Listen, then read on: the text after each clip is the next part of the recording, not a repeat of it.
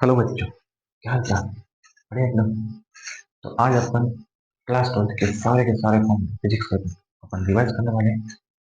First chapter से लेकर अपन 14 chapter तक जो आपका स्थिर विद्युत आवेश वाला चैप्टर है, वहां से लेकर अपन सेमीकंडक्टर्स और चालित विद्युत तक अपन सारे के सारे फॉर्मूले आज रिवाइज करने वाले हैं। ठीक है, ताकि आपको एग्जाम में एक भी फॉर्मूला भूलने नहीं देगा। ठीक है ना?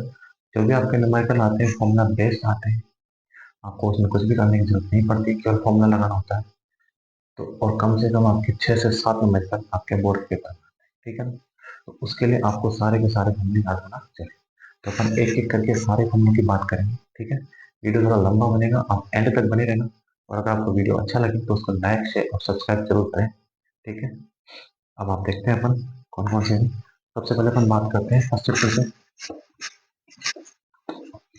Chapter first.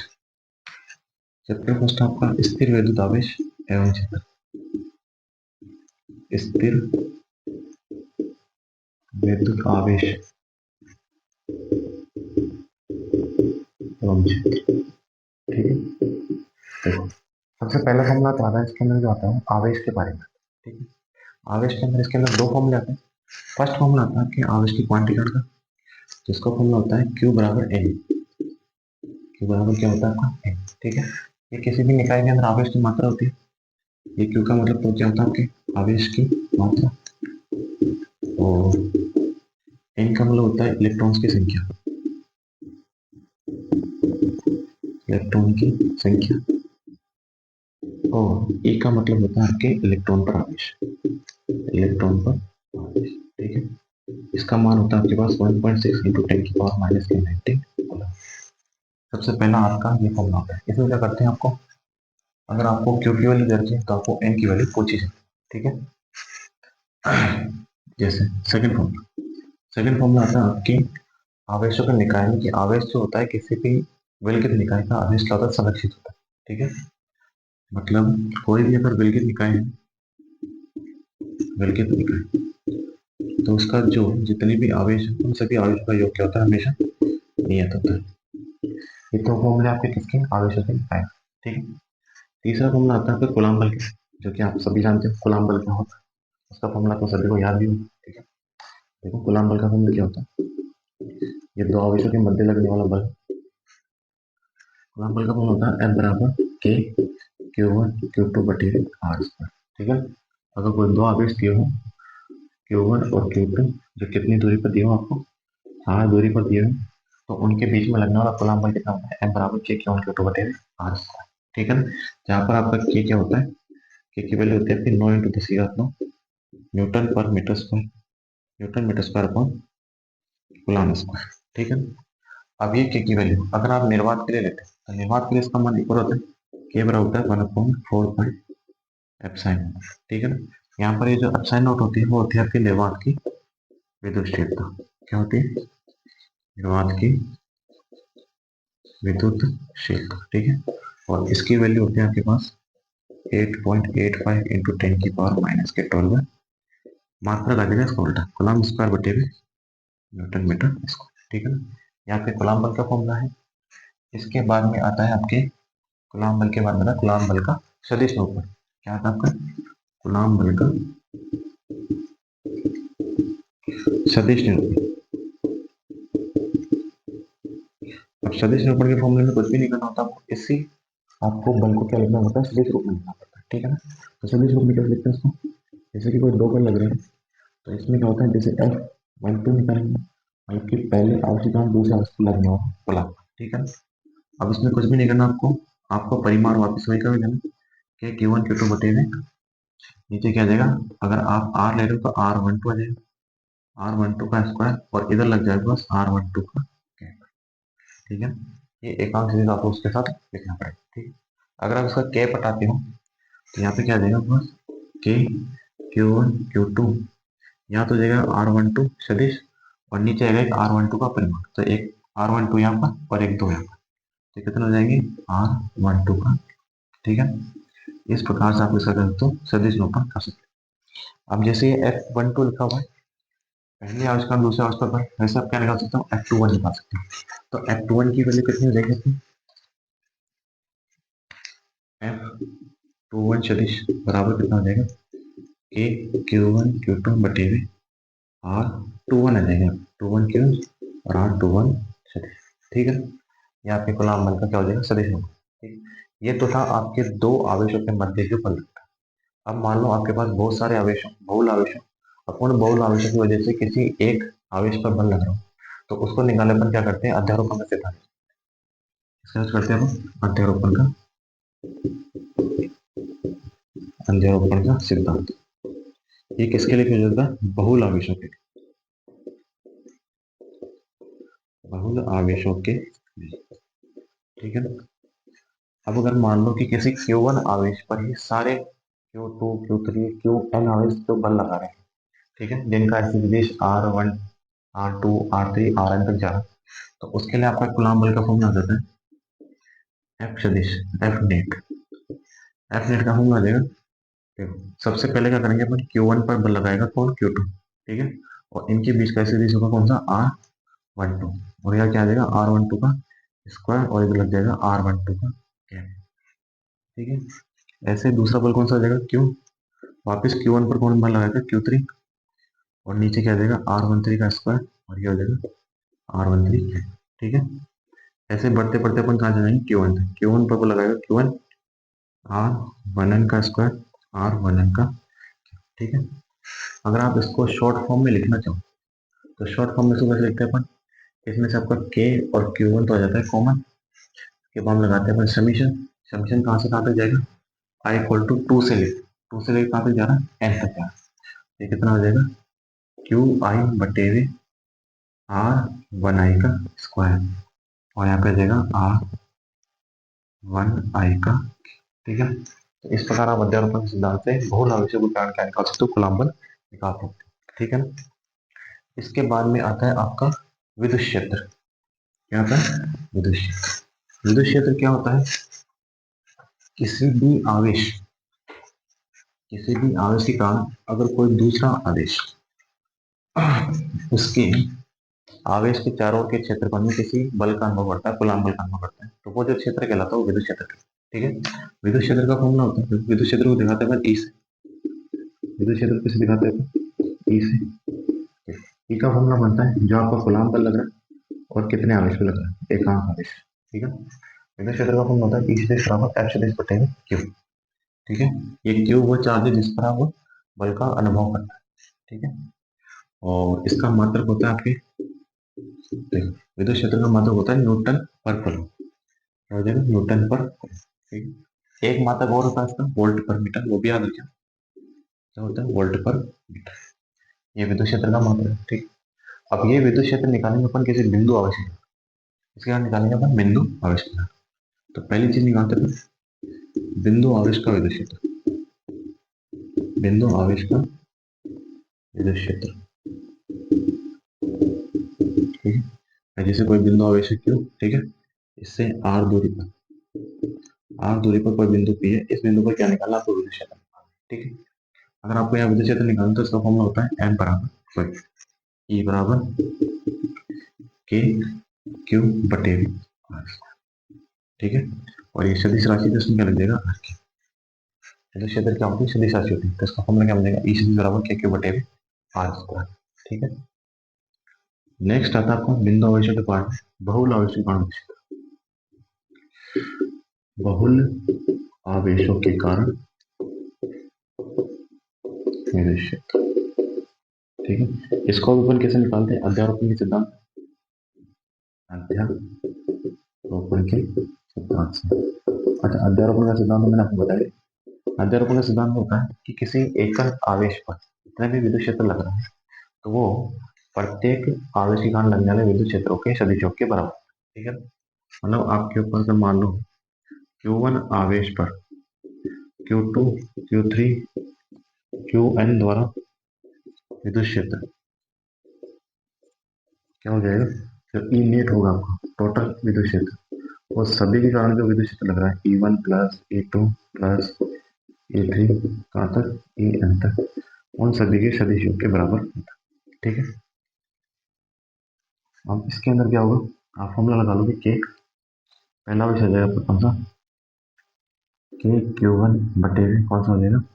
हाँ, अब अगर आप चाहो तो वो आवेश आप जीरो मान सकते, क्यू नॉट मान सकते, क्योंकि आपका परीक्षण होगा उसको क्यू वन मान, ठीक है। तो कितना हो जाएगा के क्यू वन बटे में आर जीरो वन स्क्वायर और आर जीरो वन के, ऐसे ही के क्यू टू बटे में आर जी टू स्क्वायर और आर जीरो टू के, और लास्ट में क्या आ जाएगा के क्यू वन बटे में आर जीरो एन स्क्वायर और आर जीरो एन के, ठीक है। इसको शॉर्ट फॉर्म में लिखोगे आप, शॉर्ट फॉर्म में क्या आएगा, इसमें सब में से कॉमन किया जाएगा कॉमन, और इसमें लग जाएगा समीशन आई कहाँ से कहाँ चल रहा है, वन से लेकर एन तक, क्यू आई बटे में आर जीरो आई का स्क्वायर आर जीरो आई का, ठीक है ना। तो ये आपके बहुत लॉस बन जाओगा विद्युत क्षेत्र होगा, ठीक है ना। इसके बाद निकालते हैं अपन द्विध्रुव की कारण विद्युत क्षेत्र, किसी कारण निकालेंगे अपन द्विध्रुव का। सबसे पहले अपन को द्विध्रुव के बारे में जानना पड़ेगा, द्विध्रुव क्या होता है। तो द्विध्रुव के बारे में देखो,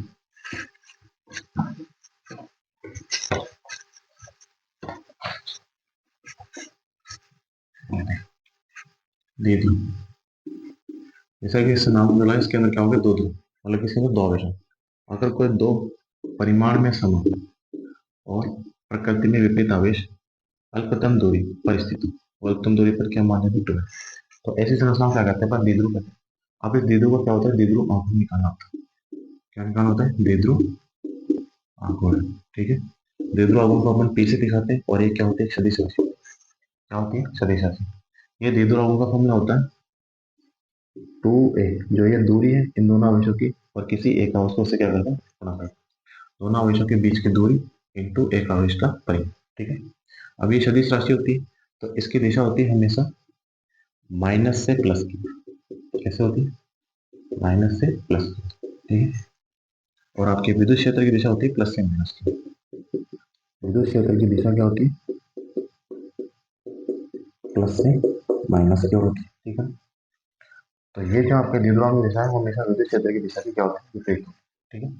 इसका फॉर्मूला होता है टू ए इंटू क्यू, और इसका मात्रक होता है आपका कूलम मीटर, क्या हो जाएगा, कूलम मीटर। द्विध्रुव आघूर्ण का मात्रक होता है कूलम मीटर, और इसका एक और मात्रक होता है कूलम मीटर का, ऐसा ही मात्रक होता है डी बाई, क्या याद रखिएगा, डी बाई, और एक डी बाई बराबर होता है आपका 3.3 इंटू दस की घात माइनस के 3 कूलम मीटर,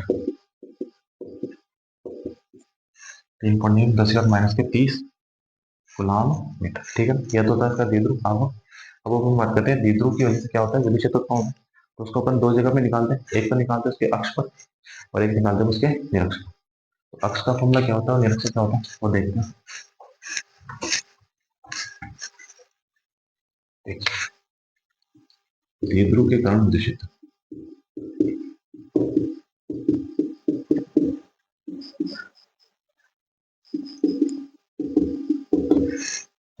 द्विध्रुव कारण पहले तो अपन कहाँ निकालते हैं, अक्ष पर निकालते हैं। अक्ष का मतलब होता है जिसमें आपका द्विध्रुव है, जैसे ये आपको प्लस क्यू, यहाँ पर क्या है माइनस क्यू, बीच की दूरी है टू है, ठीक है ना। अब इसी लाइन पर अगर आप कोई बिंदु पी पर उसका विद्युत क्षेत्र निकालते हो, कौन सा कहलाता है आपका, अक्ष का विद्युत क्षेत्र निकालते हैं। मान लो कि ये जो विद्युत क्षेत्र है, ये बिंदु पी है, और इसके केंद्र बिंदु से कितनी दूरी पर है, आर दूरी, ठीक है ना।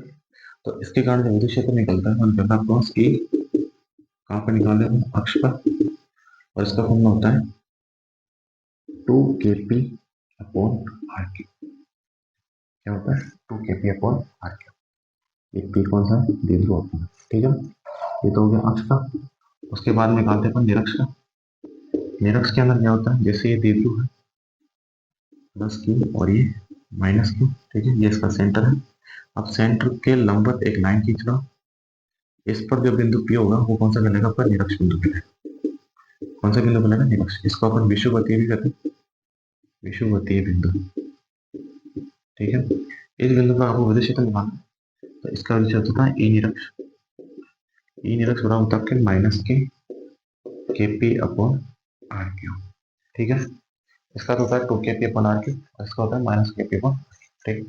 और इन दोनों में आपको संबंध भी दिख रहा होगा। संबंध ये होता है कि जो ई अक्ष होता है वो ई निरक्ष का क्या होता है, डबल होता है, या दुगना है, तो यहाँ पे क्या देगा, डबल। ये होता है टू टाइम्स ऑफ ई निरक्ष, ठीक है। और दोनों का साइन अलग है, इसमें क्या देगा, माइनस। ये इनके बीच में क्या होता है, एक संबंध होता है, ठीक है। ये हो गया आपके द्विध्रुव का क्या हो गया, विद्युत क्षेत्र, ये इसका फॉर्मूला है। इसके बाद में आता है आपका द्विध्रुव के कारण विद्युत क्षेत्र में अब द्विध्रुव का बलागुण, किसी भी एक समान विद्युत क्षेत्र में क्या होता है द्विध्रुव, तो उसका कितना बलागुण लगता है। ठीक है, इसकी बात करते हैं। एक समान विद्युत क्षेत्र में द्विध्रुव पर बल, एक समान विद्युत क्षेत्र में द्विध्रुव पर बल,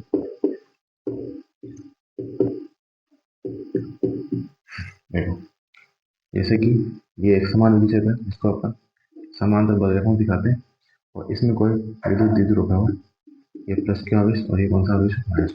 प्लस के आवेश में विद्युत क्षेत्र की दिशा में बल लगेगा, और माइनस के आवेश में विद्युत क्षेत्र की विपरीत दिशा में कितना बल लगेगा, F बराबर क्यू ई माइनस का, इधर के F बराबर प्लस का क्यू। ठीक है, तो इन दोनों बलाई से कैसे क्या करेगा, गुणन करना स्टार्ट करते हैं। तो गुणन करेगा तो उसके अंदर क्या बनेगा, बलागुण, और उस बलागुण का फॉर्मूला होता है टो बराबर, अगर आप सदिश रूप में लिखो तो टो सदिश बराबर होता है पी सदिश क्रॉस पी सदिश। ठीक है, और पूरा लिखोगे इसका परिमाण, तो टो बराबर होता है आपका पीई साइन थीटा। ठीक है, इसके अंदर फिर दो कंडीशन आती हैं। अगर टो आपको मैक्सिमम चाहिए, तो मैक्सिमम चाहिए तो उसके लिए आपको थीटा की वैल्यू कितनी रखनी पड़ेगी, 90। तो ये कितना आ जाएगा पी, यहाँ पर थीटा की वैल्यू कितनी आ जाएगी, 90 डिग्री, तो आपके साइन 90 का मान कितना देगा। और आपको टो मिनिमम रखना है, तो आपको थीटा की वैल्यू कितनी रखनी पड़ेगी, 270 डिग्री, तो कितना आ जाएगा माइनस के पी, थीटा की वैल्यू हो जाएगी 270 डिग्री, और साइन 270 का मान कितना आ जाएगा, माइनस। और टो जीरो करना है, तो टो जीरो कब होगा, जब आपकी थीटा की वैल्यू कितनी हो जाएगी, 0 डिग्री, या तो 0 डिग्री हो या 180 डिग्री। ठीक है, यहाँ पर थीटा की वैल्यू, तो ये आपके टो की वैल्यू होगी। ठीक है, इसके बाद निकालने में किसी एक समान विद्युत क्षेत्र में जो बलागुण लग रहा है उसकी वजह से कुछ कार्य भी होगा, तो उस कार्य का फॉर्मूला होगा और उसकी स्थिति ऊर्जा भी अपन निकालेंगे। ठीक है, तो कितना कार्य होता है वो बताता हूँ मैं आपको, इसको बता दूँ, आप स्क्रीनशॉट ले लीजिए जो भी आप लिख रहे हो। ठीक है,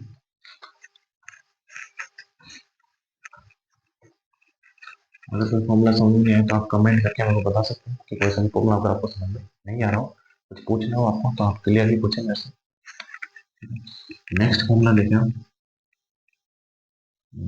हाँ, बल आघूर्ण द्वारा क्या है, एक समान विद्युत क्षेत्र में द्विध्रुव घुमाने में जो आघूर्ण, तो बल आघूर्ण द्वारा किया गया कार्य,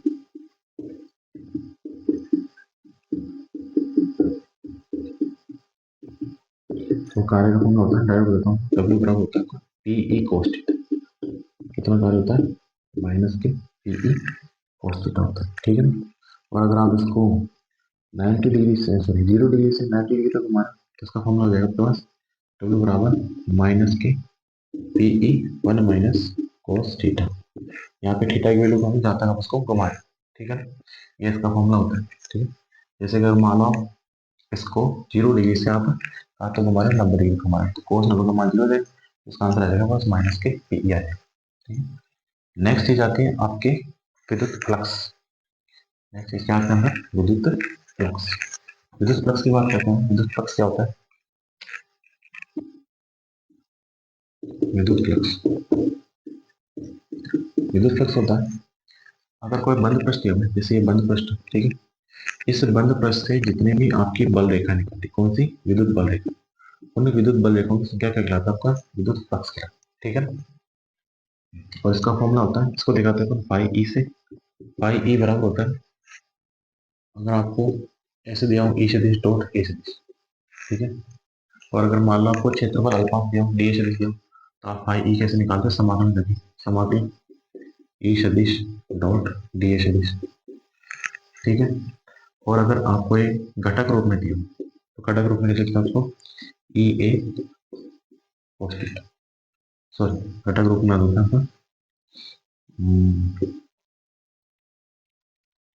मतलब इसका कोण वगैरह दिया होता है ई ए cos थीटा।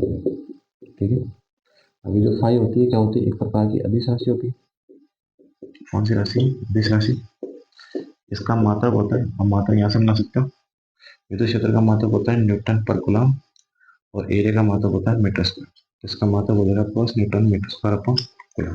ठीक है, ये आपके विद्युत पथ का मात्रक हो गया। इसके बाद हम बात करेंगे आवेश वितरण की, सतत आवेश वितरण की, ठीक है। मतलब अगर आपका आवेश जो बिंदु आवेश हो पूरे किसी भाग में फैला हुआ आवेश, तो उसमें आप आवेश का कैसे फॉर्मूला लगाओगे, ठीक है ना। तो उसको तीन टाइप्स देखेंगे अपन सतत आवेश वितरण को।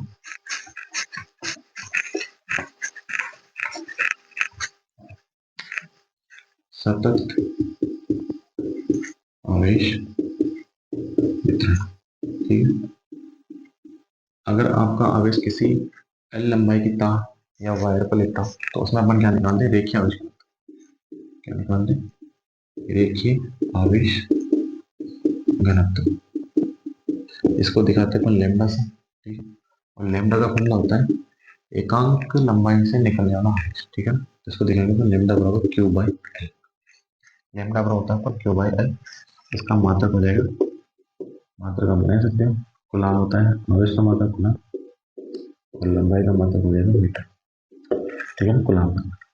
दूसरा चीज होता है अगर आपका आवेश किसी पृष्ठ पर हो, तो उसके लिए निकालते हैं अपन पृष्ठीय आवेश घनत्व, पृष्ठीय आवेश घनत्व, ठीक है। पृष्ठीय आवेश घनत्व कितना होता है उसको दिखाते हैं अपन सिग्मा से। सिग्मा बराबर हो जाएगा क्यू बाय, अब जैसे इसमें एल आ रहा है उसमें से पृष्ठ के लिए क्या जाएगा, क्षेत्रफल आएगा, क्यू बाई ए आएगा, ठीक है। और इसका मात्रक हो जाएगा आपके पास कूलाम पर मीटर स्क्वायर में, ठीक है। उसके बाद में तीसरी चीज आती है आयतन आवेश घनत्व, क्या है आयतन आवेश घनत्व। आयतन आवेश घनत्व का फॉर्मूला क्या हो जाएगा, रो, रो बराबर हो जाएगा आपके पास क्यू बाय आयतन, तो यहाँ पे क्या हो जाएगा वी, और इसका मात्रक हो जाएगा कूलाम पर मीटर क्यूब। अब आपको करना कुछ नहीं आता, जब अपन गाउस के नियम का इस्तेमाल करेंगे, ठीक है, तो उसमें अपन को इस घनत्व का फॉर्मूला का यूज किया। अपन के पास आवेश होता है, आवेश के लिए क्या रखते हैं अपन, जैसे इसमें तो लगेंगे क्यू बराबर लैम्डा है, इसमें क्यू बराबर क्या आ जाएगा सिग्मा ए, और इसमें क्यू बराबर आ जाएगा सिग्मा रो वी, ठीक है। तो इस प्रकार अपन आवेश को चेंज कर सकते हैं, ठीक है, ताकि अपन इसके अंदर गाउस का नियम लगा सकें। नेक्स्ट देखते हैं अपन गाउस का नियम। गाउस का नियम क्या होता है, इसको आप स्क्रीनशॉट ले लें।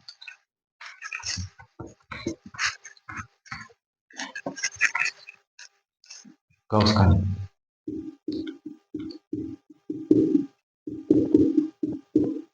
गाउस का नियम कहता है कि किसी बंद पथ से निकलने वाला जितना भी विद्युत फ्लक्स है, किसी बंद पथ से निकलने वाला जितना भी क्या है विद्युत फ्लक्स है, पाई ई है, समाकलन ई सदिश डॉट डी ए सदिश, बंद पथ से निकलने वाला जितना भी विद्युत फ्लक्स है, उस फ्लक्स का मान उस बंद पथ में उपस्थित आवेश के योग का 1/ε0 गुना होता है, ठीक है। किसी बंद पथ से निकलने वाले विद्युत फ्लक्स का मान उस बंद पथ में स्थित है आवेश, उसके अंदर स्थित आवेश क्यों इनसाइड, ठीक है, उसका 1/ε0 गुना होता है। ये आपका गाउस का नियम। अब गाउस के नियम पर आधारित आपके 12th के अंदर 3 अनुप्रयोग, ठीक है। उसमें पहला अनुप्रयोग इसका अनुप्रयोग, फर्स्ट अनुप्रयोग आपका अनंत लंबाई के सिद्धांत, अनंत लंबाई के तार के कारण आर दूरी पर विद्युत, इसका डायग्राम कुछ इस प्रकार होता है, जैसे एल लंबाई का तार होता है, कैसा होता है आवेशित तार होता है, जैसे मान लो धनावेशित है, ठीक है। ये अनंत लंबाई का, ठीक है। अब इसके कारण इससे बिंदु से स्थित पी बिंदु पर, तो इससे कितनी दूरी पर स्थित है, आर दूरी पर स्थित है, इस पर क्या निकालते हैं विद्युत क्षेत्र। तो इसका विद्युत क्षेत्र निकालने के लिए अपन क्या करते हैं, गाउस के नियम का इस्तेमाल करते हैं। गाउस का नियम लगाने के लिए इसमें क्या करते हैं अपन, गाउसियन पृष्ठ बनाते हैं, जैसे कि अपन इसके अंदर गाउसियन बनाते हैं एल लंबाई का, कितनी लंबाई का बनाते हैं, एल लंबाई का गाउसियन पृष्ठ बनाते हैं, जो कि बेलनाकार बनता है, ठीक है। और इस गाउसियन पृष्ठ का इस्तेमाल करके अपन इसका क्या निकालते हैं विद्युत क्षेत्र। तो इसका विद्युत क्षेत्र आता है आपका ई सदिश बराबर 2k लैम्डा अपॉन आर, क्या रहता है 2k लैम्डा अपॉन आर, और सदिश रूप में लिखेंगे तो क्या देगा आर, ठीक है। तो यहाँ से आपको दिख रहा होगा ये तो आपका विद्युत क्षेत्र है, ये लैम्डा होता है आपका, भी पढ़ा था मैंने देखिए आविष्कार, और आर ये दूरी, ठीक है। यहाँ पर आपका लैम्डा होता है क्यू बाई एल। दूसरा आपका अनुप्रयोग होता है अनंत लंबाई की समरूप चालक, नीचे। सेकंड सेकंड होता है आपका अनंत लंबाई की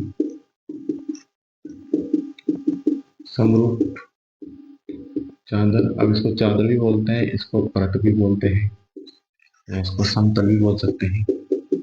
जो आपकी मर्जी, आप जो बोल सको, आपको जो एग्जाम में मिल जाए वो आप देख लें, ठीक है ना। अब इसके अंदर आपको क्या करना होता है, देखो अनंत लंबाई की समरूप चादर ऐसी चादर होती है, उसकी लंबाई क्या होती है, अनंत होती है। जो कैसे होती है, आवेशित होती है, जैसे मान लो अगर इतना आवेशित है, ठीक है। इस आवेशित चादर का इससे पी दूरी पर स्थित किसी बिंदु पी पर निकाला वो विद्युत क्षेत्र की तीव्रता, ठीक है। तो जब भी आपको तीव्रता निकालनी होती है तो आप क्या करते हैं, गॉसियन पृष्ठ मानते हैं। तो इसमें अपन जो गॉसियन पृष्ठ मानेंगे वो इसको धकेलता हुआ इसके अंदर से निकलता हुआ एक गॉसियन पृष्ठ लेंगे, जैसे बेलनाकार पृष्ठ ले लिया, ठीक है ना। इस टाइप से इसमें से जाता है गॉसियन पृष्ठ नहीं, ठीक है। और इसकी वजह से जो आपका विद्युत क्षेत्र आता है ये क्षैतिज प्रभाव आता है आपका सिग्मा बटे 2 एप्सिलॉन नॉट। क्या आता है, सिग्मा बटे 2 एप्सिलॉन, और दिशा आती है एन कैप से, ठीक है ना। अब इसमें एक चीज ध्यान रखना, जो इसका विद्युत क्षेत्र है वो इस पर आर दूरी पर निर्भर नहीं करता। इसका विद्युत क्षेत्र दूरी पर निर्भर ही नहीं करता। आप कहीं पर भी निकालोगे इसका विद्युत क्षेत्र क्या आएगा, सेम आएगा। कितना आएगा, सिग्मा बटे 2 एप्सिलॉन। तो यहाँ का विद्युत क्षेत्र है दूरी पर निर्भर करता। विद्युत क्षेत्र, ये विशेष बात ध्यान रखना, प्लॉट लगा के। विद्युत क्षेत्र जो है दूरी पर निर्भर नहीं करता, निर्भर नहीं करता है, ठीक है। नेक्स्ट इसका लास्ट अनुप्रयोग है आपके धनावेशित गोले के कारण उसके अंदर बाहर और गोले पर क्या निकालना, तो विद्युत क्षेत्र निकालना, ठीक है ना। कोई गोला है आपका, कौन सा गोला, आवेशित गोला, ठीक है। इस आवेशित गोले के अंदर बाहर और पृष्ठ पर स्थित बिंदु पर क्या निकालना, विद्युत क्षेत्र। जैसे ही गोला है, ठीक है। अब इस गोले के एक तो बाहर स्थित बिंदु पर, एक पृष्ठ पर स्थित बिंदु पर, और एक अंदर स्थित बिंदु पर क्या निकालना आपको, विद्युत क्षेत्र, ठीक है। तो सभी की दूरियां अपन अलग अलग हो जाएगी। जैसे इसका एक सेंटर है, ये दूरी मान लेते अपन कितनी है, आर है, ठीक है। गोले की त्रिज्या अपन मान लेते हैं कैपिटल आर, और अंदर वाली दूरी मान लेते हैं अपन आर डैश, ठीक है। तो तीनों बिंदु पर अपन क्या निकालना है, विद्युत क्षेत्र। ये बिंदु पी मान लेते हैं, इसको पी डैश मान लेते हैं, इसको पी डबल डैश मान लेते हैं, ठीक है। पहले अपन बात करेंगे पृष्ठ, बाह्य पृष्ठ की। बाह्य बिंदु पी पर विद्युत क्षेत्र। और ये गोला कैसा माना, गोला धनावेश, कैसा गोला है, धनावेश। आप बताएं जो भी गोला होता है तो उसका जो धनावेश होता है सारा कहाँ पर रहता है, पृष्ठ पर, ठीक है।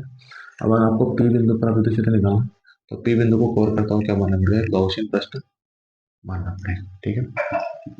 ये गॉसियन पृष्ठ लेते हैं अपन। तो इसके कारण जो विद्युत क्षेत्र प्राप्त होता है हमको ई सदिश कौन से बिंदु पर है, बाह्य बिंदु पर। ई बाह्य बराबर प्राप्त होता है हमको के क्यू बटे V R square, R cube, ठीक है। ऐसे पृष्ठ पर बिंदु पर, पृष्ठ पर। अब इसमें जो आर है वो आपका बड़ा होगा किससे, गोले की त्रिज्या। पृष्ठ पर का होगा जो आर है किसके बराबर हो जाएगा, गोले की त्रिज्या के बराबर हो जाएगा, ठीक है ना। तो यहाँ पर जो पृष्ठ पर विद्युत क्षेत्र प्राप्त होगा अपन को, वो प्राप्त होगा बस के क्यू बाई आर स्क्वायर, ठीक है ना। वही लग जाएगा बस आर के।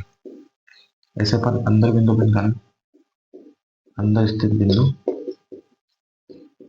कौन सा निकालें, पी डबल डी। तो ई अंदर का जो विद्युत क्षेत्र होता है वो कितना होता है, जीरो होता है। क्यों होता है, क्योंकि इस पर जितना भी आवेश होता है वो सारा का सारा कहाँ पे जाता है, पृष्ठ पे जाता है। अंदर कोई आवेश नहीं होता, अगर कोई आवेश नहीं तो इसके कारण विद्युत क्षेत्र भी नहीं है, ठीक है। तो अंदर का विद्युत क्षेत्र कितना होता है, जीरो। अगर अपन इसका पूरा ग्राफ बनाए इसके साथ दूरी के साथ, देखो इधर क्या बढ़ेगी आपकी आर, और इधर लेंगे अपन का विद्युत क्षेत्र, ठीक है। यहाँ तक मान लो गोले की त्रिज्या है कैपिटल आर। तो जब तक इसकी गोले की त्रिज्या है तब तक इसके अंदर कोई विद्युत क्षेत्र नहीं होता। और गोले की त्रिज्या पर आर दूरी पर इसका जो विद्युत क्षेत्र होता है वो क्या होता है, अधिकतम होता है। तो यहाँ आते आते इसका विद्युत क्षेत्र क्या हो जाएगा, मैक्सिमम हो जाएगा। फिर धीरे धीरे जैसे आप बाहर जाते हैं तो इसका विद्युत क्षेत्र क्या होता है, गिरता है। किस रूप से गिरेगा, यहाँ देख सकते हो आप, जो ई है वो समानुपाती 1/r²। तो इसका ग्राफ बनेगा इस टाइप का। ठीक है, ये आपका गोला मान लो, और ये बाहर का क्षेत्र देगा ई प्रोपोर्शनल होना r²। और यहाँ तक आपका विद्युत क्षेत्र कितना होगा, अधिकतम होगा, जो कहाँ पर होगा, पृष्ठ पर। कितना हो जाएगा, समानुपाती 1/r²। ठीक है, तो इस प्रकार से आपके ये फर्स्ट चैप्टर के सारे फॉर्मूले हैं। अब अपन बात करेंगे सेकंड चैप्टर की। ठीक है, सेकंड चैप्टर का नाम आपका स्थिर विद्युत विभव अवधारणा, जो आपके दो पार्ट्स में डिवाइडेड। ठीक है,